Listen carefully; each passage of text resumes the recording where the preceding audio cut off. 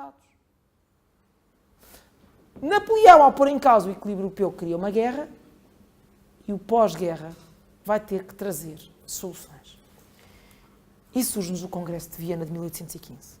Ora, o Congresso de Viena de 1815, reparem como a postura já é outra, não é? Já estão sentados à mesa, os senhores, pelo menos já não há bombos.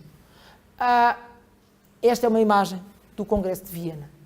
O Congresso de Viena marca aquilo a que nós chamamos o início do direito internacional positivo.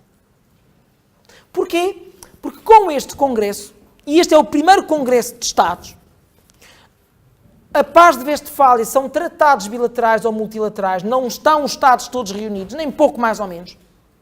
Portanto, não houve uma assembleia dos vencedores de guerra com o causador da guerra em Westfália, não há isso. O Congresso de Viena de 1815 é a primeira grande Assembleia de Estados. É verdade que existe, porque o Tratado de Paz de Paris de 1814, que põe fim às guerras napoleónicas, determinou que se iria realizar um congresso, mas também é verdade que, apesar de ser o primeiro congresso de todos os Estados, nunca houve um plenário. Tudo foi decidido em comissões. E, portanto, não houve nenhuma, tirando as festas, o baile de encerramento, o baile de final e, se calhar, os jantares que houve ao longo dos 4 ou 5 meses em que esteve convocado, não houve nunca nenhuma Assembleia Geral de Estados. Agora, qual é a importância do Congresso de Viena? O Congresso de Viena, através das suas atas, vai definir e positivar regras importantíssimas para o direito internacional. E vai criar uma nova forma de relação entre os Estados que vai vigorar no século XIX. E temos então quais são as grandes consequências. Do ponto de vista político, redefinição de fronteiras, é a criação da Confederação Germânica, que depois vai dar origem à Alemanha. Temos a consagração de um princípio importantíssimo, que é o princípio da legitimidade monárquica, que vai ser concretizado com a Santa Aliança.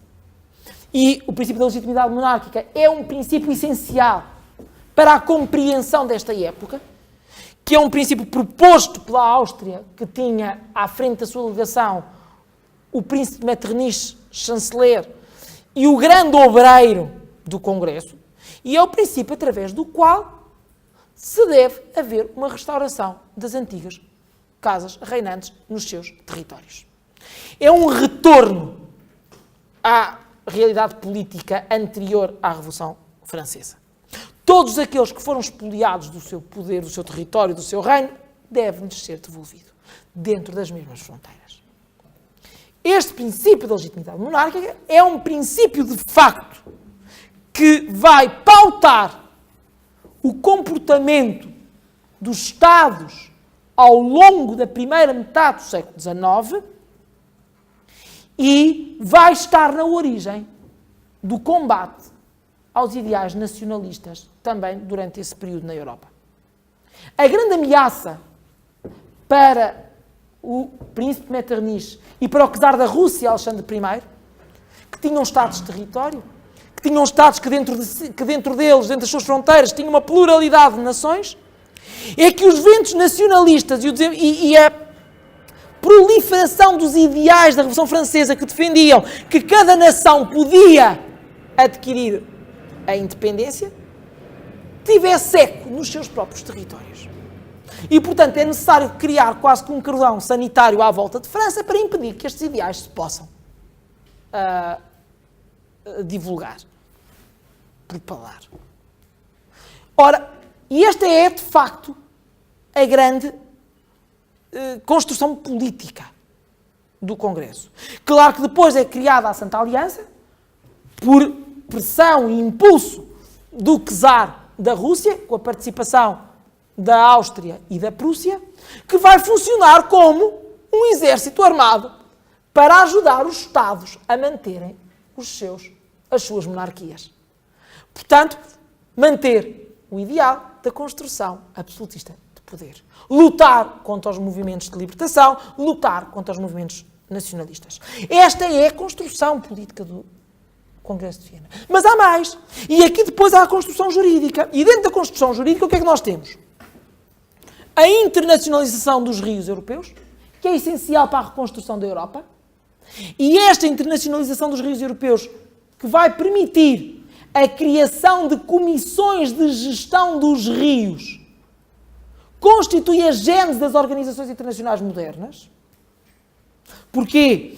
Porque aquilo que o Congresso de Viena vai fazer é dizer que os rios internacionais, ou seja, aqueles que atravessam mais que um Estado ou que separam Estados, se for, podem passar a ter uma gestão conjunta. E isso é essencial. Não são todos os rios que vão ser internacionalizados, são os rios da Europa Central.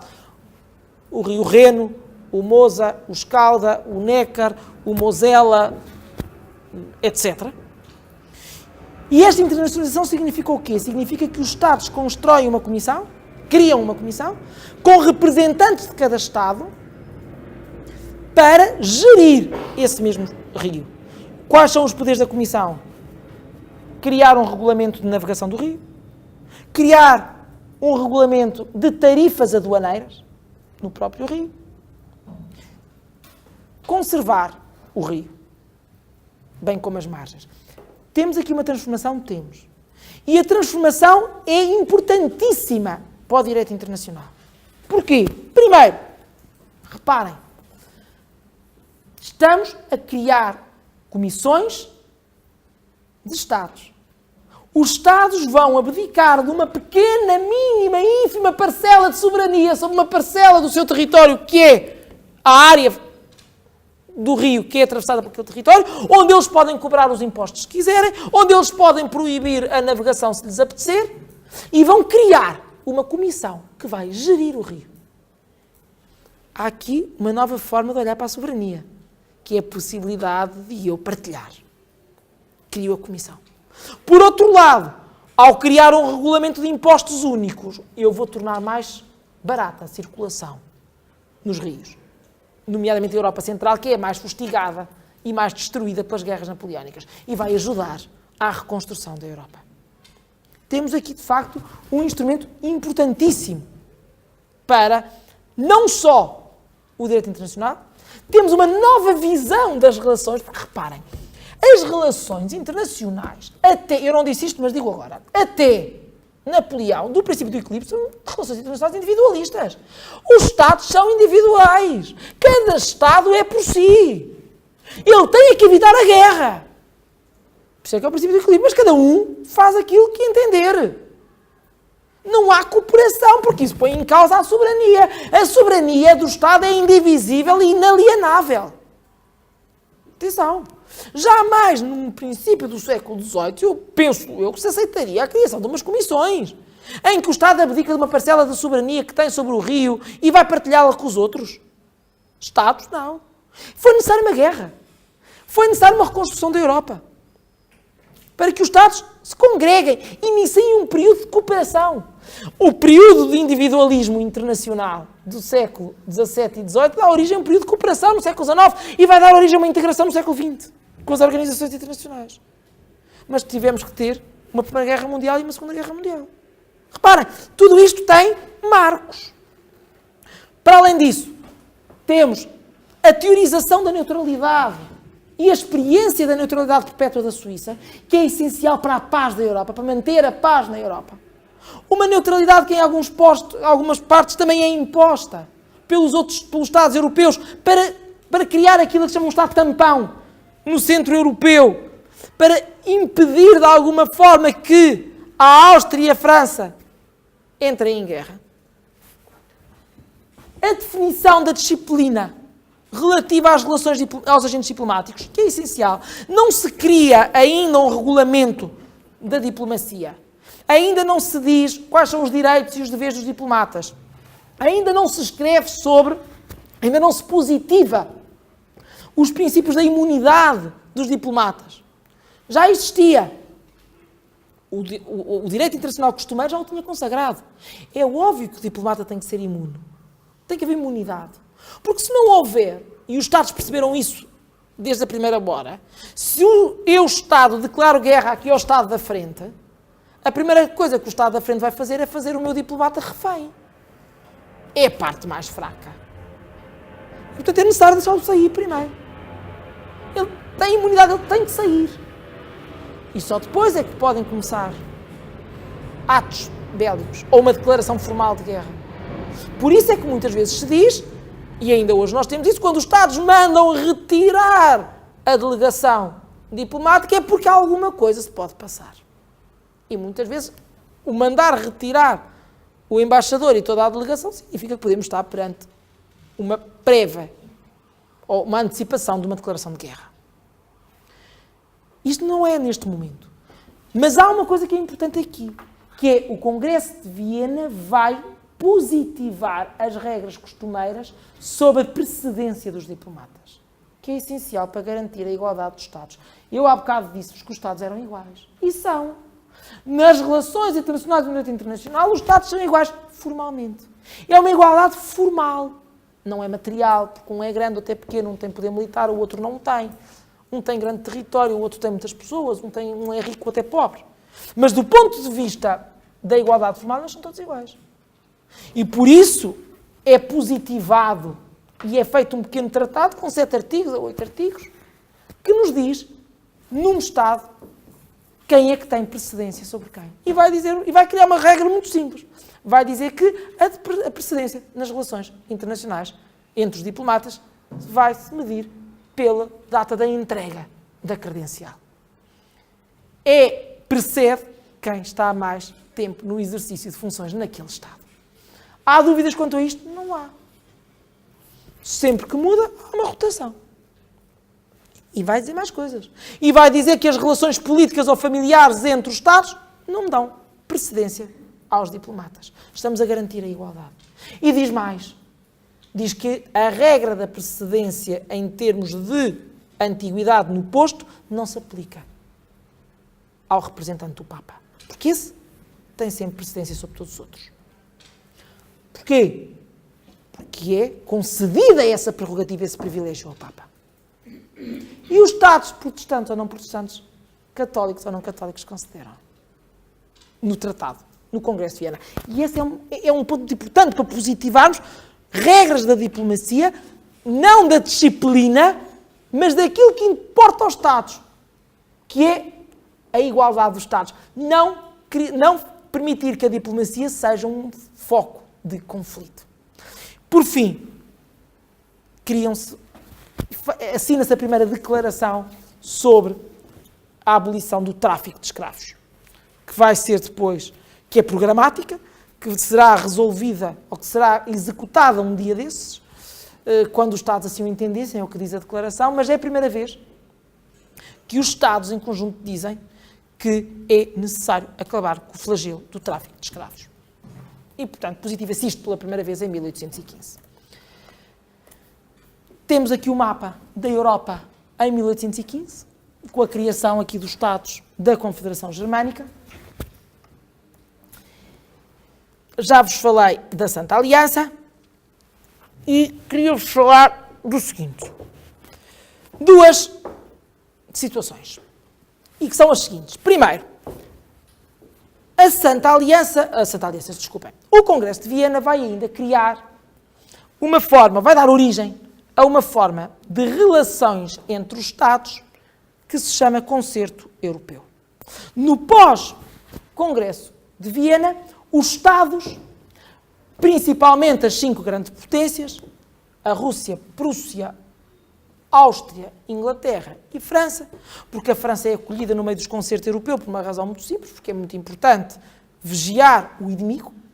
Até muito tarde, a França é o inimigo, porque é aquele que pode, através da França, se podem proliferar os ideais da Revolução Francesa, que são contrários aos ideais da Áustria, da Prússia e da Rússia. Não da Inglaterra, que até vivia bem com eles.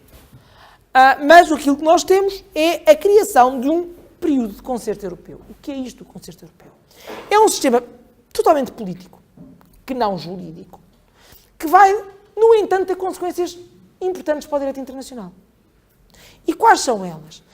O concerto europeu, que vai vigorar mais ou menos até 1854, as datas são o que são, portanto, um bocadinho antes, mas pronto, normalmente aponta-se até 1854, que é o início da Guerra da Crimeia, vai determinar o quê? Vai determinar que nas relações entre os Estados as relações entre os Estados devem pautar-se por reuniões, ou devem se concretizar através de assembleias dos Estados, congressos, que devem decidir a política europeia e o próprio direito internacional. Ou seja, os Estados percebem que necessitam de cooperar uns com os outros e então vão criar congressos, assembleias, e temos muitas, Aix-la-Chapelle, Verona, Laibach, Paris, Londres, em que as potências se estão presentes, as 5, e eventualmente uma ou outra que possa ter interesse, ou que tenha uma questão a ser discutida, e as relações internacionais são pautadas por estes Estados e nestes congressos. São estes congressos que ratificam, entre aspas, isto é um erro, mas não faz mal, ou pelo menos que não vão intervir para alterar a Revolução Liberal Portuguesa, como se pôs em causa. Um congresso discutiu se valeria a pena ou não enviar um exército para Portugal para ajudar Dom João VI a repor o seu poder. A Inglaterra dissuadiu-os, com medo que França pudesse ter uma posição em Portugal que afastasse os interesses ingleses. O Congresso de Londres de 1830 e depois de 1839 vai reconhecer a independência da Bélgica. Um Congresso vai reconhecer e aceitar a guerra dos gregos contra a Turquia e a independência grega. Ou seja, as relações internacionais são decididas numa pool de Estados que comandam as relações europeias e com influência no continente americano. E, portanto, todas as questões importantes no próprio desenvolvimento do direito internacional têm que passar pelos congressos. Ora, isto pôs-se em causa com a Guerra da Crimeia. Porquê? Porque a Rússia declara guerra à França sem previamente ter convocado um congresso. E ao não ter convocado um congresso, porque o acordo tácito entre as potências era tudo se vai resolver através de reuniões entre nós. Ora, quando na Guerra da Crimeia, por causa das questões relativas à Terra Santa, portanto, e ao domínio sobre o Santo Sepulcro, que o czar da Rússia queria ser o guardião, Napoleão III também queria ser Napoleão III também queria ser o guardião desses territórios, vai iniciar-se uma Guerra da Crimeia. E a Guerra da Crimeia, que é a maior guerra e a mais mortífera do século XIX, mostra o colapso do sistema de concerto europeu. Ou seja, os Estados não respeitaram a necessidade de reunir em Congresso para resolver os litígios entre eles. E no pós-Guerra da Crimeia, que termina com o Tratado de Paris de 1856, cria-se um outro sistema. O sistema de conferências internacionais. E este sistema é a época de ouro da construção do direito internacional público positivo. Público e privado. Até porque, até o início do século XX, nós não temos uma distinção entre direito internacional público e privado. Tudo é direito internacional. Só no início do século XX é que se vão separar as duas disciplinas. E no pós-Congresso de Viena, com a construção do sistema de conferências, e o que são as conferências? São reuniões técnicas para tratar de questões jurídicas que tenham impacto sobre todos os Estados. Qual é aqui a diferença entre o sistema de congressos e de conferências? É que o sistema de congressos é um sistema de representação ao nível de chefe de Estado para decidir questões políticas. Os congressos decidem essencialmente questões políticas. É o período da construção ou da redefinição das fronteiras estaduais na Europa no pós-guerras napoleónicas, é o período dos movimentos nacionalistas e da tentativa de criação de novos Estados. O sistema de conferências não tem uma representação a nível de chefe de Estado, tem uma representação a nível de governo ou de Ministério dos Negócios Estrangeiros e olha para as assembleias não sob o ponto de vista político, mas sob o ponto de vista técnico. É um momento que é muito interessante. É nesta altura, a partir da década de 60, que se diz que a paz pode advir pelo direito. É uma Constituição nova, que é o direito internacional pode ser criador de paz. Então os Estados devem procurar as questões que lhes são, em que têm antagonismo, reunirem-se todos e encontrarem uma solução através de um tratado. Tratado que seja aplicado a todos os Estados. Isto é uma realidade completamente nova, que é a paz pelo direito. Não é novo, mas tem também aqui uma conexão interessante com a época, os anos 60 e 70 são também a época em que se pensa que era possível criar um código de direito internacional. Há várias tentativas, é um movimento de codificação do direito internacional que nunca surgiu. Houve várias tentativas de código, sem dúvida alguma, mas nenhum viu a luz do dia, até porque se percebeu que nenhum Estado iria assinar e ratificar um tratado internacional que construísse um código, ou que aprovasse um código de direito internacional. Mas porquê que se falava num código de direito internacional? Porque se dizia que a paz adviria dessa forma. Porque os Estados, ao respeitarem escrupulosamente o direito codificado, não iriam entrar em guerra. E esta é a época, de facto, das conferências internacionais, onde se discutem variedíssimas matérias. O direito da guerra, o direito humanitário da guerra, é aqui que se constrói, no pós-1856, a Cruz Vermelha Internacional, numa conferência internacional. A propriedade industrial, literária e artística, a extradição, os cheques e as livranças, caminhos de ferros, pesos, medidas, etc. Reparem, deixei-vos isto aqui só para depois pensarem, que é o princípio da autonomia e independência entre as nações evolui para uma relação de solidariedade entre os Estados, permitindo a construção de uma comunidade jurídica internacional baseada na igualdade dos Estados e na reciprocidade de direitos e obrigações. Esta é a evolução do direito.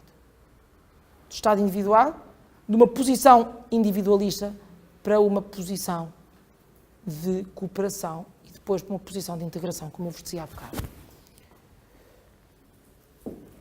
Duas notas só, que já estamos a ficar quase em cima da hora. Duas grandes conferências, ou três grandes conferências, eu não os vou desenvolver porque não consigo. Também dariam direito a várias aulas. Primeiro, a Conferência das Questões Africanas, que é a Conferência de Berlim de 1885. Tem aqui uma imagem à sépia de um jornal austríaco e que vê-se mal, mas depois vem bem no PowerPoint, que é extremamente interessante. Porquê? Porque, bom, por um lado, temos os delegados dos Estados à volta de uma mesa em Berlim a discutir a questão africana. Aqui, o mapa da África, na parede, para mostrar que estamos perante a primeira Conferência Africana. Reparem, a primeira conferência que tem lugar no continente europeu, mas cujo objeto de decisão é outro continente. E aqui temos um nativo africano, também para mostrar, vê-se mal, isto não baixa, para mostrar que estamos, são os dois elementos que mostram que é a Conferência da África. Esta conferência, a Conferência de Berlim de 1885, é extremamente importante para o continente africano atual e para a atual definição de fronteiras do continente africano. Ela vem consagrar aquilo a que se chamam regras de ocupação no continente africano. Como assim? A Conferência de Berlim, e isto aqui, deem-me 2 minutos só para vos explicar isto. A Conferência de Berlim é convocada a pedido de Portugal para se tentar resolver um problema importante, que vai ter uma grande importância para o direito, que é a posse das terras e a disputa entre o que os ingleses faziam a territórios portugueses.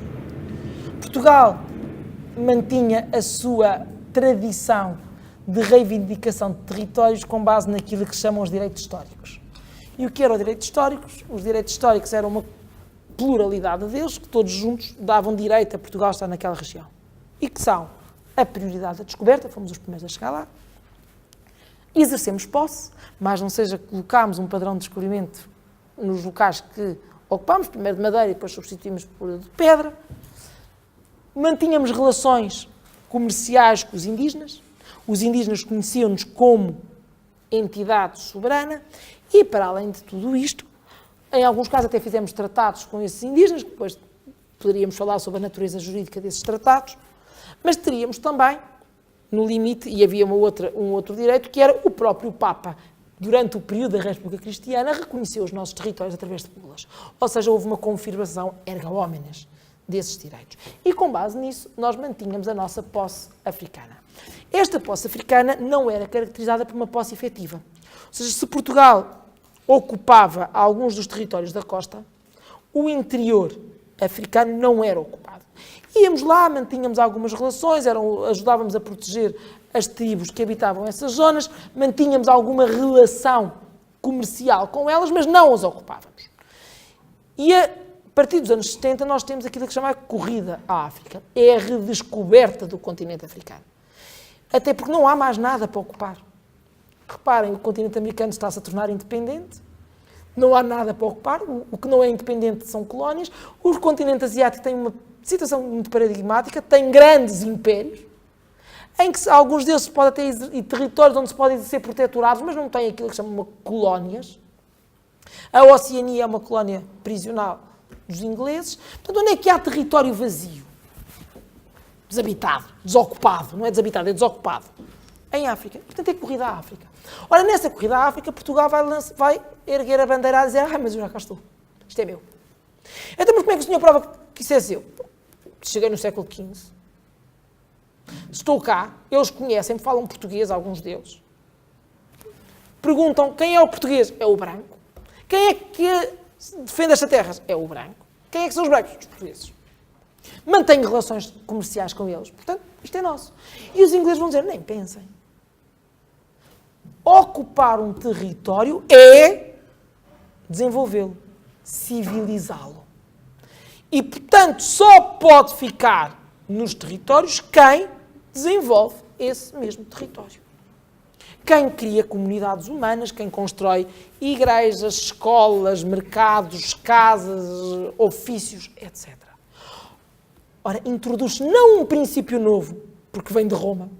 Roma já tinha tratado disto nas suas relações com os estrangeiros, sobre o princípio da ocupação efetiva, mas teoriza-se para o direito internacional uma nova forma de ocupação territorial, que se diz: para o continente africano o território tem que ser ocupado de forma efetiva. E é a consagração do princípio da ocupação efetiva. Só que conforme se positiva no artigo 34 do tratado, 35, estou a dizer as neiras, no artigo 35 do tratado, o princípio da ocupação efetiva, retira-se eficácia a esse princípio pelo artigo 34. O que é que eu quero dizer com isto? Eu não tenho aqui um mapa da África, pô, não.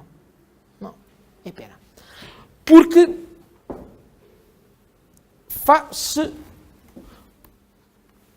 posso fazer aqui umas coisas? Não posso nada, que isto não é o meu computador. É que se fosse o meu computador eu abria o mapa da África. Não posso, não dá, agora para abrir não dá. Portanto, não posso fazer as neiras. O que é que se faz com o artigo, como é que se retira eficácia à ocupação efetiva? Apesar de se consagrar a ocupação efetiva, vai-se dizer o seguinte: todos os territórios que tenham que ser ocupados nas costas africanas têm que ser ocupados de forma efetiva. Portanto, aqui não há dúvidas. Se eu quiser fazer uma coisa que não sei, que é desenhar, que era tentar, de alguma forma, construir um mapa da África, que eu não sei fazer, peço desculpa, eu iria dizer: todos os territórios que haja na costa africana, eu ocupo de forma efetiva. E, portanto, a posse dos territórios costeiros tem que ser efetiva. Tem que haver uma presença real, efetiva, de pessoas, de comunidades humanas. E o interior, que é esse que trazia problemas? A Conferência de Berlim faz por causa do interior da África. E o interior da África era um interior desconhecido. A quem? A quase todos. Tirando portugueses e ingleses que conheciam o interior da África. Todas as outras potências presentes na Conferência de Berlim não sabem o interior da África. Portanto, quando Portugal chega à Conferência e diz vamos dividir o continente africano, vamos delimitar as nossas colónias, os alemães e os franceses dizem nem pensem, não vamos delimitar nada. Vamos criar princípios. Porque eles não tinham capacidade para delimitar. E então o que é que eles vão dizer relativamente ao interior? No tocante ao interior da África, as potências que queiram exercer proteção sobre esta área, que são chamar esferas de influência, têm apenas que notificar às potências signatárias o território que querem delimitar. Ou seja, não têm que o ocupar, efetivamente. Após isso, o que é que se vai fazer? Vão-se delimitar, vão celebrar tratados internacionais de delimitação de fronteiras, que depois têm como consequência o ultimato português, que vem nesta consequência toda, e vão-se delimitar nas chancelarias europeias. O que vai fazer com que, essencialmente, o centro do continente africano tenha países totalmente delimitados a régua e esquadro. Porquê? Porque a delimitação do interior africano fez a régua e esquadro. E o interior não era preciso ocupar. Bastava notificar essa ocupação. Agora reparem, só para tirar aqui uma conclusão. Esta delimitação que as potências europeias fazem sem conhecer a realidade do continente africano, nomeadamente o interior, vai ignorar o quê? As especificidades tribais. E, portanto, vão-se dividir tribos, ou vão-se incluir no mesmo território tribos que, eventualmente, até podem ser inimigas ou antagónicas. Se isto não teve qualquer importância, enquanto se vivia num período colonial, com o poder da entidade colonizadora, quando, após a década de 60, iniciam os processos de independência dos territórios africanos, as Nações Unidas vão dizer que os novos Estados têm que manter as fronteiras coloniais. E aí cria-se os problemas, que é nos novos Estados vão estar presentes, em muitos casos, povos com etnias que tinham uma tradição histórica de oposição. E daí, não só por isso, mas daí também algumas questões que têm surgido nas guerras civis africanas dos anos 80 e 90. Reparem, o Congresso de Berlim é culpado disto, em muitas coisas. Porquê? Porque não criou regras para uma verdadeira delimitação. E porquê é que não se atenderam às tribos africanas? Porque o direito internacional é um direito de Estados.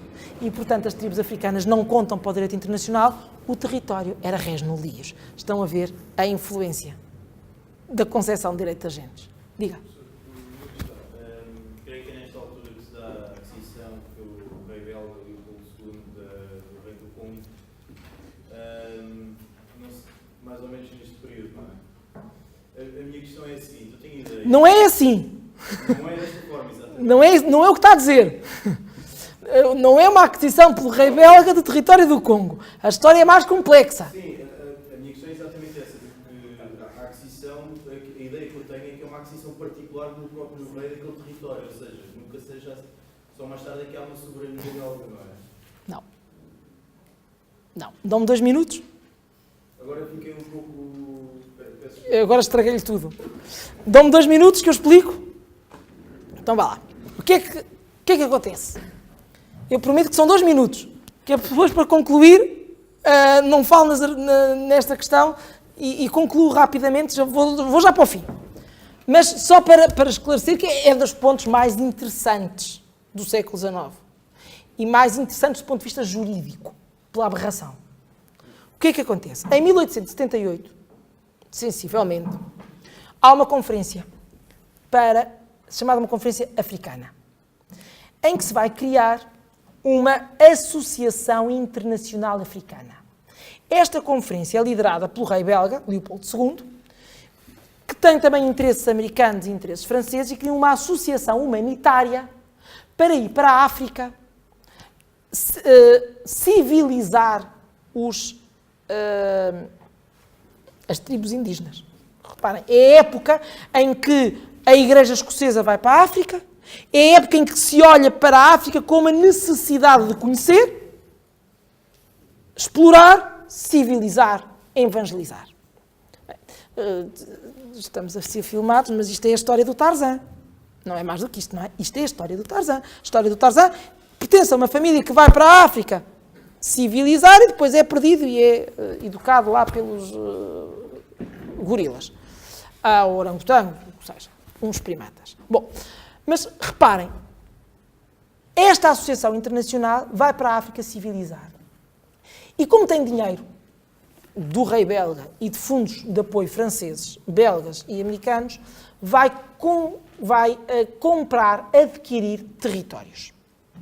Adquirir territórios para a Associação Internacional. A Associação Internacional é uma associação de direito privado. Não é nenhum Estado. Pronto. É uma associação de direito privado. Quando se dá o conflito entre Portugal e a Inglaterra, antes, quando Portugal e a Inglaterra decidem celebrar um tratado, que é o Tratado de Zaire de 1884, para delimitar as fronteiras. Porquê? Porque o Zaire, estamos a falar da embocadura do Zaire, do rio Zaire, ou rio Congo, era a principal via de entrada para o interior africano. E nesse local estavam presentes uma pluralidade de Estados com estabelecimentos comerciais, faziam o comércio entre a Europa e o continente africano. No rio Zaire, imaginem isto. Este era o rio Zaire, isto é Angola. Nós tínhamos as duas margens do rio Zaire. E a Associação Internacional estava a comprar território aqui. E aqui estavam os franceses. Certo? Depois os ingleses, etc. Ora, com o Tratado de 1884, em que nós e os ingleses estávamos a tentar Portugal estava a tentar que os ingleses declarassem que toda esta zona era portuguesa, reconhecessem a soberania portuguesa, e em troca tinham benefícios financeiros, essencialmente benefícios a nível de impostos alfandegários. As potências europeias, quando conhecem o tratado, ou sabem que está a ser negociado um tratado, antes da ratificação, vão fazer quase que um ultimato a Portugal e a Inglaterra a dizer ou acabam com o tratado ou nós atacamos. E o tratado cai por terra. E daí a Conferência de Berlim. Portugal pede a reunião numa Conferência de Berlim ao chanceler Bismarck para tentar ultrapassar o problema do tratado. Estão-me a fazer entender ou não? Durante a Conferência de Berlim, que é uma conferência de Estados, e é a conferência em que os Estados Unidos vai pela primeira vez a uma conferência internacional, o chanceler Bismarck convida para observador a Associação Internacional Africana, que antes tinha chamado Associação dos Altos Estudos do Congo. E a Associação Internacional Africana, logo no início do Congresso, da conferência, peço desculpa, vai ser reconhecida como Estado pelos Estados Unidos da América. Os Estados Unidos da América vão celebrar um tratado com eles, a reconhecê-los como Estado e a reconhecer a bandeira do Estado, da Associação Internacional, como a bandeira do país. Ou seja, é a primeira vez que uma associação de direito privado, com fins humanitários, que até comprava terras, é reconhecida como Estado. A partir deste momento, todas as outras potências, com exceção de Portugal e França, vão reconhecê-la como Estado. Cria-se o Estado Livre do Congo. Portugal é forçado a reconhecer e a França também. O Estado Livre do Congo chama-se Estado Livre do Congo porque vai ser o quê? Vai ser um Estado livre de gestão internacional, que está fixada no Congresso na Conferência de Berlim, uma gestão internacional de todas as potências da época, que tinham interesses no território. É um Estado neutro, é declarada a neutralidade do Estado e a sua internacionalização. À frente do Estado é colocado como presidente honorário o rei belga, Leopoldo II. Repare, a Associação Internacional compra terras, é declarada Estado, o Estado é um Estado internacional, ou seja, não é propriedade de ninguém. É gerido por uma pool de Estados. Até porque toda esta zona é internacionalizada e neutralizada. No entanto, o rei belga vai, no seu testamento, antes de morrer, deixar o Estado Livre do Congo em herança à Bélgica. Portanto, o Estado Livre é deixado de herança à Bélgica. Portanto, quando ele morre, a Bélgica recebe de herança o Estado Livre do Congo e transforma em colónia. Porquê é que isto foi feito? Porque como a Bélgica, quando é tornada independente em 1839, é declarada perpetuamente neutra, a Bélgica não podia, pela força, conquistar territórios em África e, portanto, o rei belga utiliza esse subterfúgio. Perceberam? Mais ou menos como é que isto é feito. Para terminarmos a aula, estamos em cima da hora. Temos depois duas grandes conferências de paz, em 1899 e 1907, que vão definir as questões a resolução, para além de matérias relativas à guerra, a resolução pacífica de conflitos, bons ofícios de mediação e arbitragem internacional, e é aqui que pela primeira vez se cria, em 1899, um Tribunal Permanente de Arbitragem. Não ainda como um tribunal institucionalizado como o já em Haia, mas uma lista de árbitros, que é o antecedente do atual Tribunal Permanente de Arbitragem. Para terminarmos, só o seguinte. Hoje em dia, depois tenho aqui umas imagens, o que é que eu vos queria dizer? A preocupação do direito internacional ao longo do tempo tem sido sempre a relação entre os Estados, a criação de um direito internacional positivo que permita a paz. Os desafios inconstantes eram a manutenção das fronteiras, a tentativa de judicializar o direito internacional, que se resolveu com a criação da Sociedade das Nações e com o Tribunal, primeiro com o Tribunal Permanente de Arbitragem e depois com o Tribunal Permanente de Justiça Internacional. E hoje, quais são os desafios, e com isto eu termino a aula, do direito internacional? Só para deixar-vos em cima da mesa. Para além daqueles que eram os desafios da ONU, desarmamento, paz, proteção dos direitos do homem e descolonização, nós hoje temos estes: terrorismo, assimetrias regionais, combate à fome, defesa do meio ambiente, proteção dos direitos do homem, globalização e emergência de novas potências. A questão dos BRIC.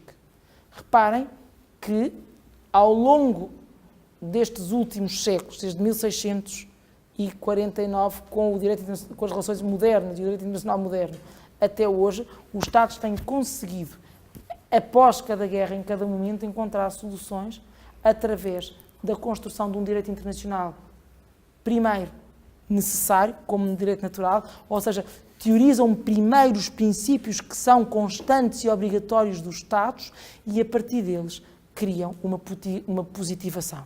Ou seja, através de tratados, em congressos ou conferências, vão tentando delimitar matérias que digam respeito a todos os Estados, construindo aquilo que é hoje o direito internacional.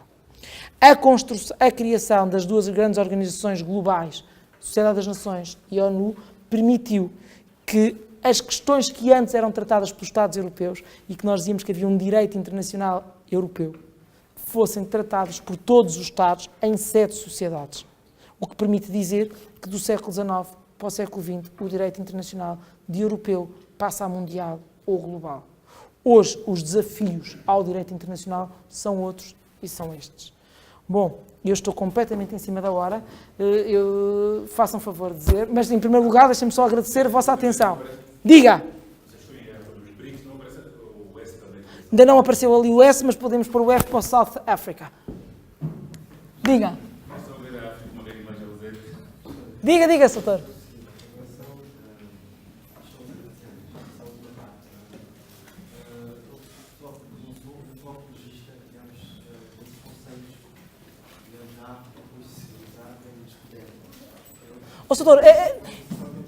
Soutor, essa questão não é relevante, desculpe lá que lhe diga. O que é relevante aqui, e aquilo que não é a questão da apologia dos conceitos. O que eu tive a tentar aqui demonstrar, e não desenvolvi porque não tive tempo, é os conceitos que eram utilizados. Porque repare, eu não lhe disse se era apologista ou não era apologista. Aquilo que eu tive a preocupação de mostrar, e rapidamente, foi a colonização de África é feita com base em conceitos europeus. Sem dúvida, isto é inegável, concordemos ou não. Quais são eles? Civilização, estadualização. Essa é a matriz das relações e da construção de um direito internacional perante um novo, perante um continente. Se nós concordamos ou não é outra história. Agora, nós não podemos negar é que são estes conceitos que influenciam a relação dos povos europeus com o continente africano. Estão-me a fazer entender? Pronto. Não é essa a questão. Então vá, diga-me. A questão é assim, quando a sua exposição, nós provavelmente esteja equivocado, eu não sei porque é que o professor não fez alusão, por exemplo, à Jean Baudin. Desculpa? Jean Baudin. Jean Baudin, porque é que eu não fiz alusão ao Jean Baudin? Jean Baudin é de facto o criador do Estado. É um dos grandes teóricos do Estado. Não referi porque a minha preocupação era a evolução do direito internacional e não a evolução do Estado. Percebeu? A razão pela qual eu não falei em Jean Baudin, não falei especificamente em Jean Baudin, porque para eu falar em Jean Baudin eu iria ter que dar uma aula sobre a evolução do conceito de Estado. E o meu objetivo aqui era dar uma aula sobre a evolução do direito internacional. Por isso é que eu não falei em Jean Baudin. Que não tem importância para a definição do Estado no âmbito da soberania interna, não tanto para as relações internacionais. Porque para isso eu teria ter falado também em Botero, por causa da soberania, e não falei. Está bem? Mais questões? Não foi posto em causa o princípio do uso ocidente da relação sempre ao Sudão? Fronteiras já deixadas por colônia, era o aquele, mas só que no uso de tempo. Sim, mas aí, repare, mas o Sudão dividiu-se... Mas vai haver uma implosão a nível da África. Pode acontecer. A segurança que passou tanto nos Balcãs. Não digo que não. Apesar de ter havido, digamos, algum poder político, alguns impérios a nível da África, faz tanto uma divisão no continente, sem ter tido em consideração, aquilo que o professor disse bem, a divisão, portanto, de tribos que no fundo vão evoluir para nações extraordinárias e, por isso, permanentemente há guerras, há conflitos. Claro, eu tentei apenas mostrar a origem, não o desenvolvimento, porque para isso nós teríamos que ir muito mais longe e teríamos que falar aqui sobre conceitos que nos extravasavam neste momento, que não teria tempo, a autodeterminação dos povos, a descolonização, a importância da Resolução 1614 de 1614, sim, de 1960, etc. Portanto, teríamos que ver como é que se comportaram, por exemplo, na Conferência de Bandung de 1955 e a influência que isso teve para o continente africano. Teríamos que ir muito mais longe, coisa que em 2 horas, isso é um curso de mestrado e eu não conseguiria. Está bem? Muito obrigada. Não sei se há mais alguma questão. Muito obrigado. E estou à vossa disposição. No final tenho o meu contacto, portanto estarei à vossa disposição para alguma dúvida que vos surja entretanto. Está bem? E boa pós-graduação a todos.